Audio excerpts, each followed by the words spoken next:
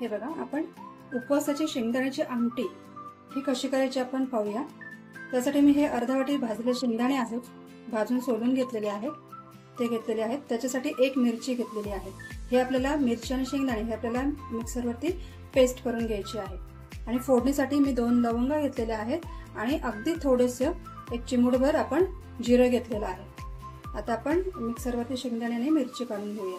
मिरची मी अर्ध्या वाटीसाठी एकच घेतली, कारण हे जास्ती मिरची घातली तर खूपच तिखट होतं, एक मिरची व्यवस्थित होईल। तर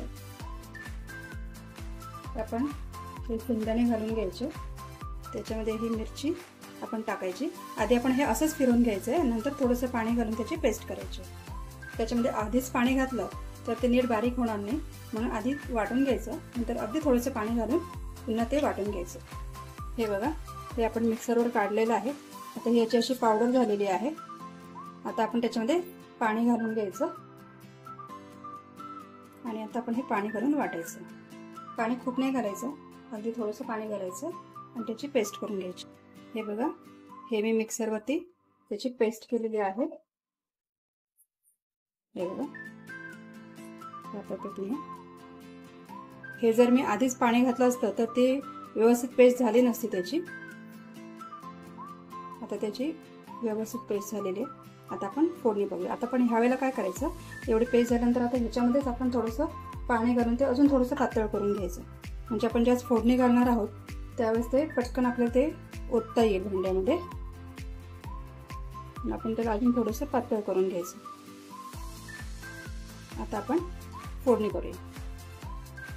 हे बघा, मी गॅसवर आधीच पाणी ठेवलेले, त्याच्यामध्ये आपल्याला एक पळी एवढं आपल्याला तेल घालून घ्यायचंय। तेल तापले, त्याच्यामध्ये आपण आता हे जिरं आणि लवंग घेतलेली ती घालून घ्यायची।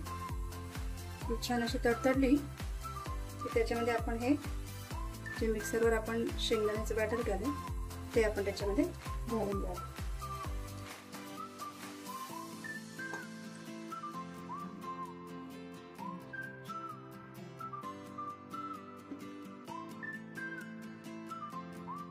ते आपण भांड्यामध्ये अजून थोडंसं पाणी घालून पण ते त्याच्यामध्ये घालून घ्यायचं। ते उकळल्यावर थोडीशी घट्ट होते, तर त्याच्याने मीठ घालायचं। मीठ अगदी कमी घालायचं, कारण मीठ खूप कमी लागतं, तुम्ही जास्ती घालाल तर ते खारट होईल। म्हणून मीठ अगदी तुम्ही थोडंसं घालून घ्या, चव बघा, लागलं तर अजून घाला।